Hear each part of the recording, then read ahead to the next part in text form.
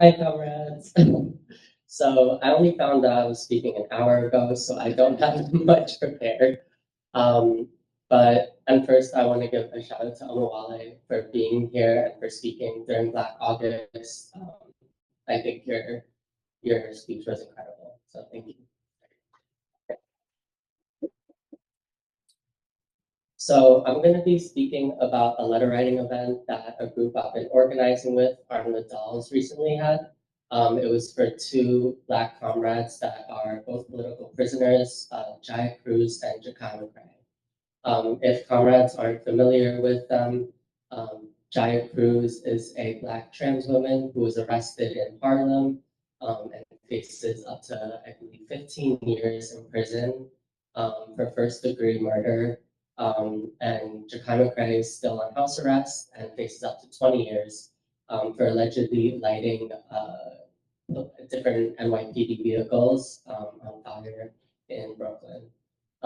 So first, I think we should also, like we did before, give a minute of silence to our comrades. Um,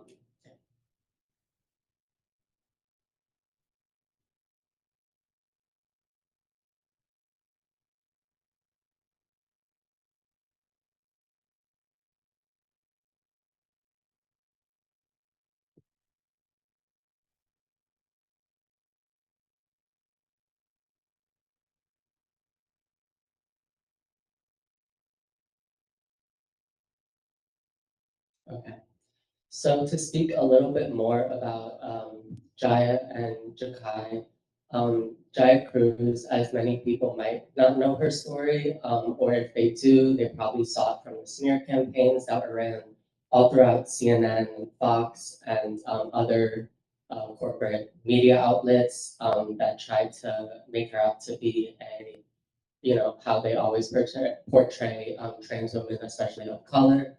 Um, as monsters, as murderers, as barbaric, and she is simply not that.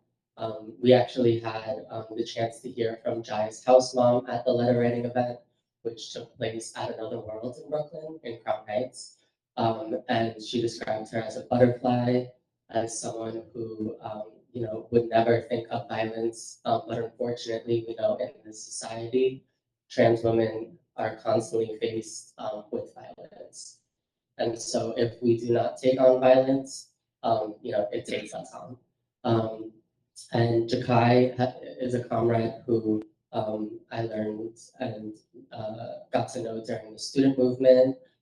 He was a prominent figure in a lot of CUNY's um, different Palestinian solidarity encampments, and really just an incredible person overall. So this was a really special night. Like I said, we held it in at Another World in Crown Heights.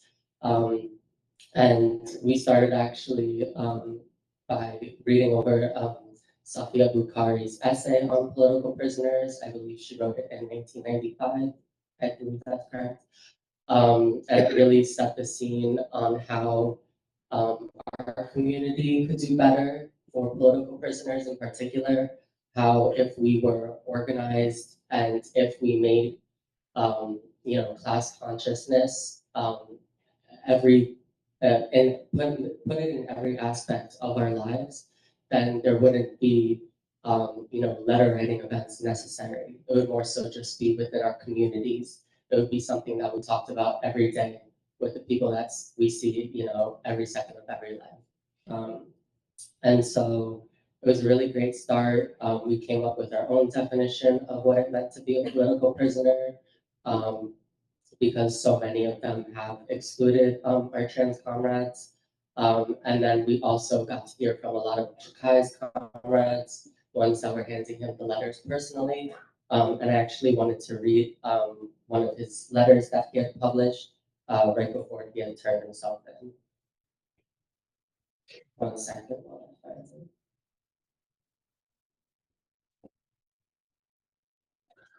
It has been 1 month since the NYPD and the US government came after me, accusing me of setting fire to police vehicles belonging to the 83rd Precinct in Brooklyn. According to them, $800,000 worth of damage was done, and the charred remains of the vehicles represented a direct attack on the police. Today, July 21st, I walked into the 83rd precinct and turned myself in. There's a real chance that I won't see the outside of a cell for years, but I make this choice clear of mind and in a naive way, hopeful. It's a hope that comes from feeling loved and supported by my friends, my family, and my comrades that have rallied in support of me in wake of the accusations. It's a feeling that I cherish and will hold on to in the now uncertain timeline of my life. I'm 21 years old, and I know it's normal to be unsure about life and the world, but I want to thank you, whether I know you or whether you're just meeting me for the first time now, for giving me some comfort in all of this. My charge comes with a minimum sentence of 5 years and a maximum of 20. The federal government has labeled me armed and dangerous and blasted a 30,000 bounty for my capture, which Zionist and white supremacist news outlets have happily supported in their racist doxing and smear campaign against me. My home has been raided alongside 2 other addresses in New York City, and my little siblings had assault rifles brandished at them as they were harassed and forced outside. I'm not, nor was I ever scared. This scare tactic is nothing compared to other Black people that are beaten and are murdered, and their names being dragged through the mud as the media does damage control for the officers that did that. It's not new to Palestinians and Arabs that are being assassinated, deported, and harassed. I've met immigrants that live under daily paranoia, not knowing whether or not ICE goons will bust through their doors and kidnap their families. I've been arrested 12 times before this and doxed and lied about by fascist press and police officers alike. I've seen friends and comrades lose relationships, homes, and jobs because of their refusal to be responsible for the genocide in Palestine and the kidnapping of migrants. The use of COINTELPRO and its domestic warfare campaign that left hundreds of dead and imprisoned revolutionaries throughout the 20th century and now has caused a memory crater in our movement where we don't know how to handle the brutality of state repression. Repression is the state trying to call our bluff. It is intense because it shows itself when our potential to disrupt genocide and capital becomes too grand to ignore. Millions of people, whether they consider themselves revolutionaries or not, that participated in the encampments, the anti-ICE street rebellions, and the George Floyd uprising have helped create a social crisis in the last 5 years that continues to bring in millions more and fuel the need for liberation. The constant effort it takes the state to oppress us is not manageable. It is always breaking with the funding and hiring disasters in federal agencies, the infighting between the Trump administration and its base, and the complete political catastrophe over Israel. The harshness of the state's eye on our movement is nothing more than a defensive reaction, a mask from their fear. This is as much of a make or break moment for them as it is for us. If we come out of this with our solidarity and our infrastructure intact, it is a monumental win for our communities and a devastation to our enemies.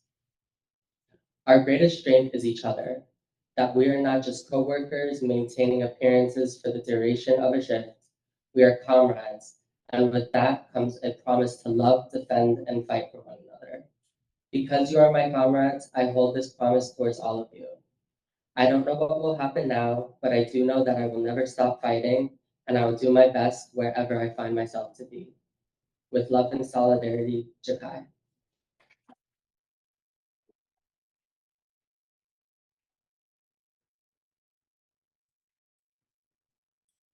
Um, and yeah, I think overall letter writing events are a great way to hold a special place in our hearts and our minds for our political prisoners. Luckily, Jaya's house mom was able to let her know that we were holding the event for her.